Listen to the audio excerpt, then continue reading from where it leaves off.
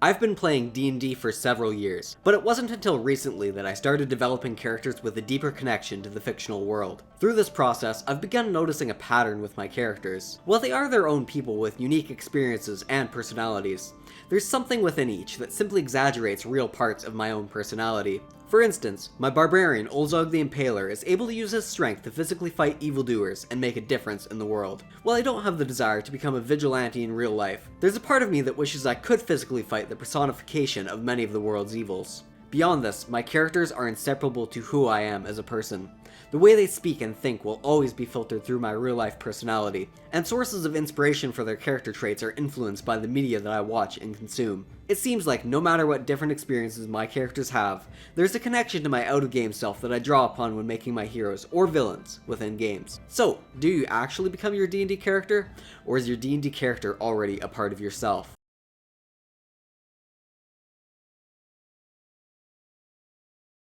Screw you, Orgrimmar! Do you want to escape your miserable life in front of the computer?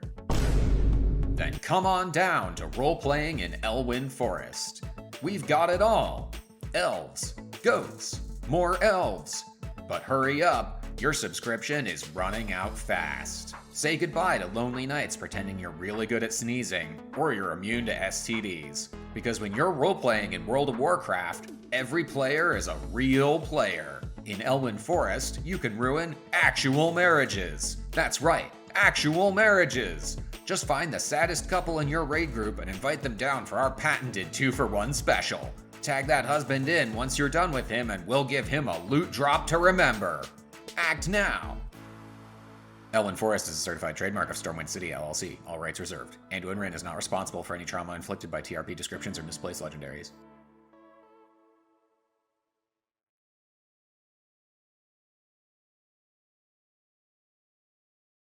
Mark the Shark Shelton was most well known as the father of Manila Road, being their vocalist as well as their guitarist for their entire run. He was a legend in the underground metal scene, and his passing in 2018 shook the metal world forever. In 2011, Mark decided he wanted more. He partnered up with Johnny Thumper Benson and Ernest Cunningham Hellwell, an old friend of his. Together they started a new band called Hellwell. Hellwell was active from 2011 to 2018, the year of the Shark's passing.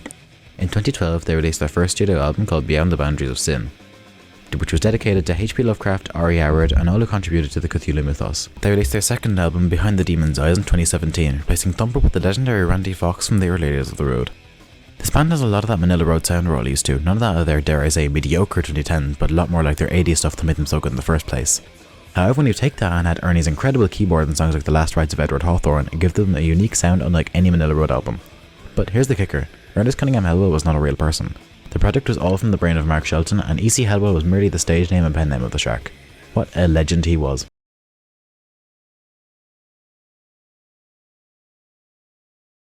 Pretty much every ride at Disneyland has an announcer. Please remain seated until the boat comes to a complete stop. They even got Larry the Cable Guy to speak Spanish for Mater's Junkyard Jamboree. Hola a todos, por favor. Para su seguridad. The Haunted Mansion is one of the few rides at Disneyland that has a narrator called the Ghost Host. The Ghost Host's patter was first recorded by Paul Frees. He had to create a voice that represents spooky, so he decided to try on the personas of some of the iconic actors of horror. He tried a Bela Lugosi. I am your friendly ghost guide. He also tried a Peter Lorre. I'm going to take you to see all sorts of marvelous wreaths. But he settled on perhaps the most prototypical voice in horror, Vincent Price. You know him from his patter from Thriller. And grisly ghouls from every tomb. When hinges creak in doorless chambers. Almost as scary as Mater's Spanish.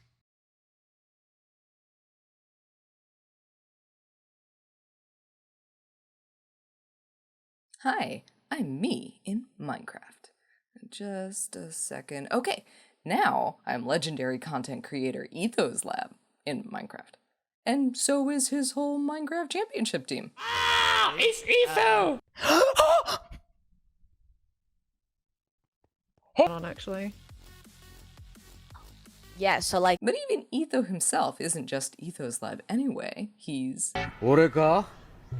俺は畑かかしって名前だ。Minecraft allows players to easily change their in-game appearance by uploading a new image file to their profile, which is saved on a skin server and then applied to the player avatar when they log in. It's an example of how early cyber theorists were wrong when they said the internet would let us transcend our bodies. We haven't left bodies behind, we've just made them more plastic. Because isn't becoming somebody else just molding a new way to be yourself?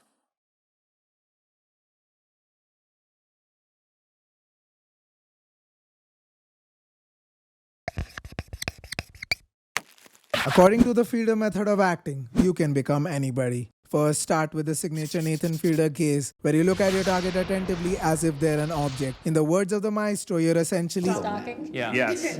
You guys are getting ahead of this. But not with creepy intentions. Instead, you're looking at an object relate to the outside world in terms of their professional and personal identity. It's like going to the zoo and deciphering the species of an animal. Remember, humans identify with their work way more than they like to admit. I am a female doctor, not a nurse. But then you realize that the person as an object is simply a silhouette of your gaze. You can't become them unless you start to be them as a subject. For this, you have to look beyond their vocation and into their lifestyle and the ideas of the world they hold so dearly to them. If done with dedication, you start to realize why they are who they are. And once you do that, your body starts accepting the person. I was now Thomas, 24/7. This method believes who we are is a result of a performance. This is me. Once you get this, there's no turning back.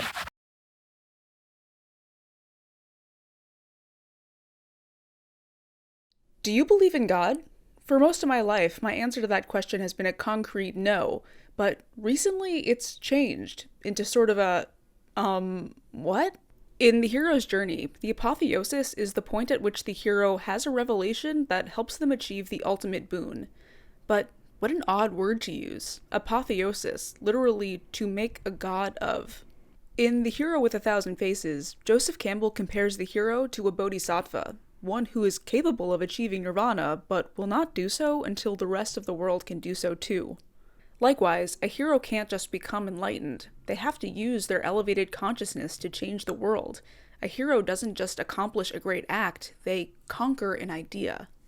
Gods are not these blandly omniscient, omnipotent, eternal beings that condescend to teach us how to live. They're people, learning right alongside us. So maybe the question isn't, do you believe in God? Maybe it's, do you believe in yourself? Thanks for watching.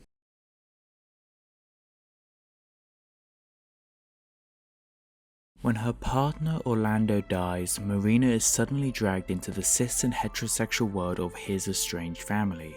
His body that was once loved by her is suddenly taken ownership by people who despised him for sharing that very body with someone they disapprove of.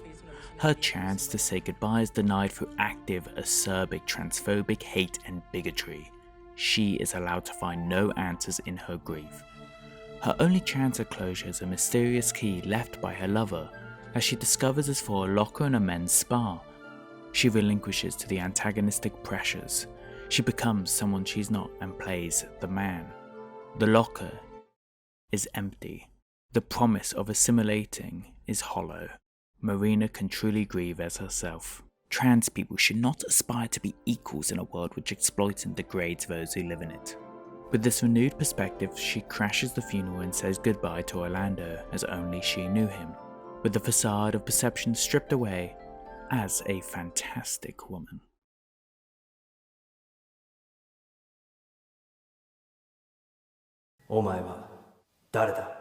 Take the combat and aesthetics from The Matrix, the plot of Mulan, make the trans subtext text, stick it all in a blender, put it on stage, and you might get Helix, the latest series of plays from the team behind Messiah.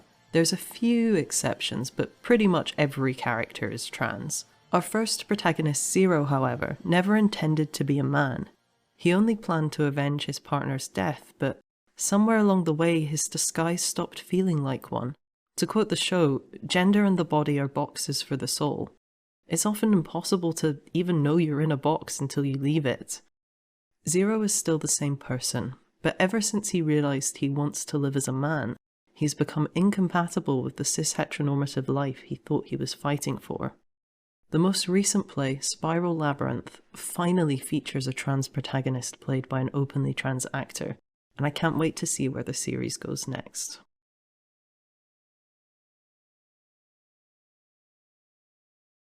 You know, sometimes I forget my name isn't Kai. Except it is. People call me Kai. When I hear or see the name, I assume it's referencing me. There have been times where I've heard James and had to go, Kai, they aren't talking to James Delisio, they don't know who he is. They're talking to you. Because your name is James, it has been for over 20 years. But what does it mean to say I'm James? A quietly struggling actor who spends most of his free time, be it walking or gaming, by himself and pretends he doesn't mind being called things like his and himself? That doesn't feel right. What does it mean to say I'm Kai? A video essayist and musician who wears sunglasses indoors and tweets abolish gender every Pride Month? I like that a bit more, but it also doesn't feel 100% true. Do I want it to be? Do I want to say I'm Kai? Whatever the answer, I worry what happens when I find it.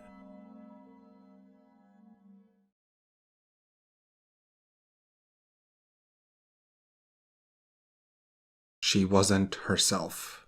The words we use to describe a loved one going through a shift in their mental faculties are loaded. We think of their best selves, the ones with agency, as their essential selves. But we're also scared, I think, of inheriting that loss of self-control. Losing ourselves. It's a fear that Russian Doll's Nadia Volvikov knows too well. As a child, she watched her mother turn paranoid around her own reflection. Destroy herself. Nowadays, she works as a game developer. Fittingly, both seasons gamify her anxieties about herself by having her slip through selves. In one, she's trapped in a time loop, living, dying, reliving and respawning on her 36th birthday, the age her mother couldn't live past. In season 2, she finds a portal to the 1980s. The catch? There, she must occupy her mother's body. Nadia sees her reflected back at her, wrong, even as she tries to rewrite her past. And like self-fulfilling prophecy, she isn't herself. In Russian Doll, time travel is not a path to breaking away from your family's past, but to understanding it recursively, to reconciling with a reflection that's both mother and self.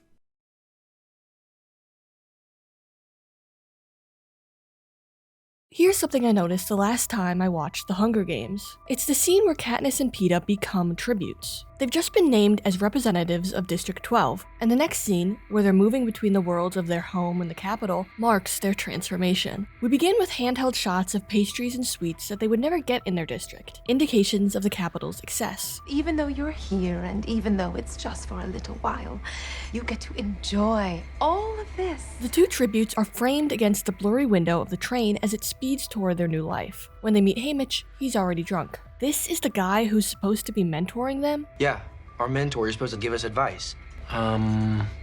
Embrace the probability of your imminent death.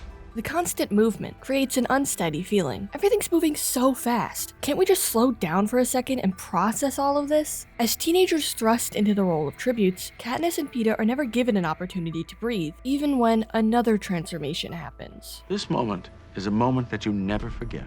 Yes. The moment when a tribute becomes a victor.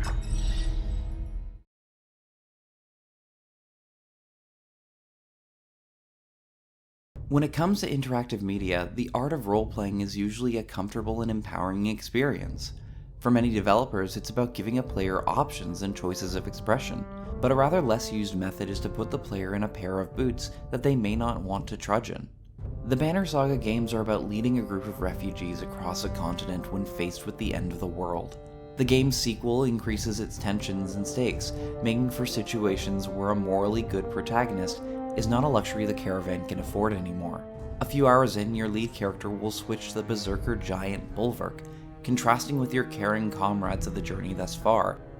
As the leader of infamous mercenaries, your soft decisions are met with disgruntled clansmen, and pacifism will not feed your starving troop. The switch in protagonist only amplifies the necessary evils that are brought on by the looming apocalypse. You may come to like Bulwark as the story goes on, but initially, the act of becoming this new face is probably not a story the player would willingly undertake.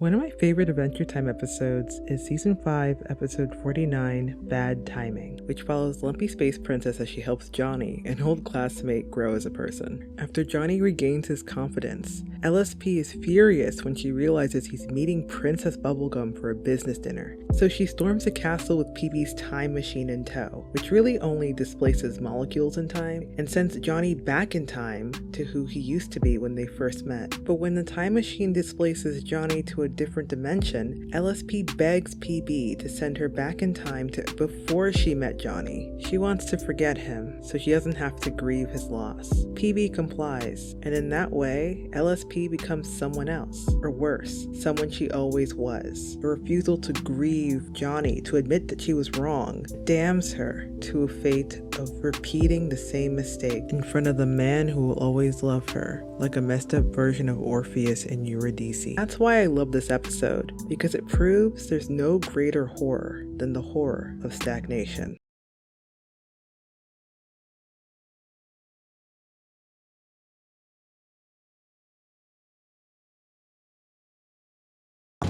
You're not my son! What is wrong with you? To make Geppetto's wish come true, prove yourself brave, truthful, and unselfish, and someday you will be a real boy. I made you to be like Carlo. A real boy! A real Italian boy. A real boy like Carlo. How do you ever expect to be a real boy? But I thought it was best to be a normal boy. Oh, no. People love puppets. A boy who won't be good might just as well be made of wood. He became a real boy. And real boys don't come back. Prove yourself brave, truthful, and unselfish. And someday Don't be Carlo or anyone else. Be exactly who you are. I love you. Exactly as you are.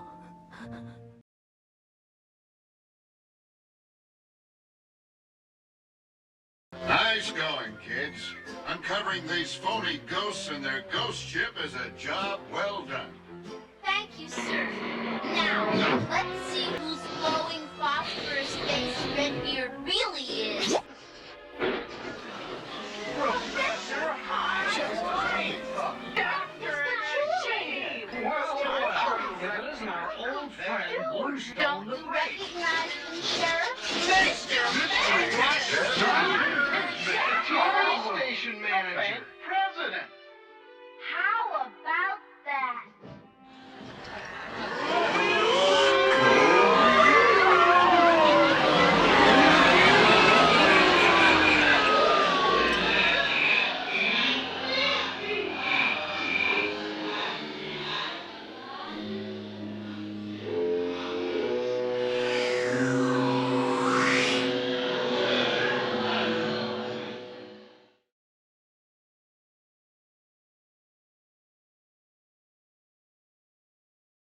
Today, I woke from a dream of an old friend.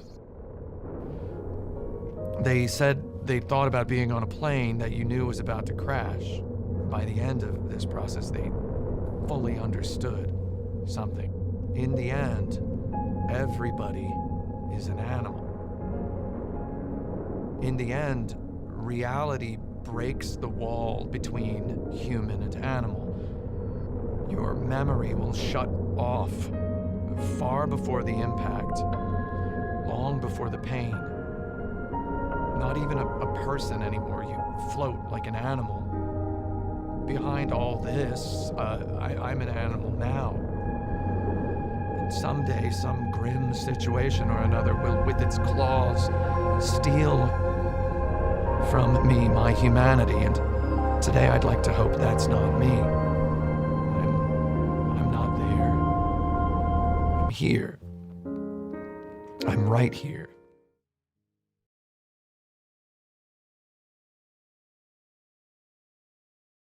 From farm fields next to city streets, Kid dreamt of being grown. The head of who was living there lies cold beneath the stone. To coastal cities, college blocks, he learned of his unknowns. The head of who was living there lies cold beneath the stone. Across the seas he lost old dreams, by contrast he was shown. The head of who was living there lies cold beneath the stone. Concrete mountains back again, who danced to Barimbao's tone. The head of who was living there lies cold beneath the stone. Farm fields next to city streets, now a stranger to his throne. The head of who was living there lies cold beneath the stone. Then coffee shops, new games, new friends, who hated when he'd go. The head of who was living there lies cold beneath the stone. Next, family ties in southern skies for healing broken bones. The head of who was living there lies cold beneath the stone. New love was found, a wife, a cat, a house to make a home. 1 week's surprise, banana tree had fruited on its own. That kid is prideful of his luck, what happy life has shown. The head lives here, someday it will lay cold beneath the stone.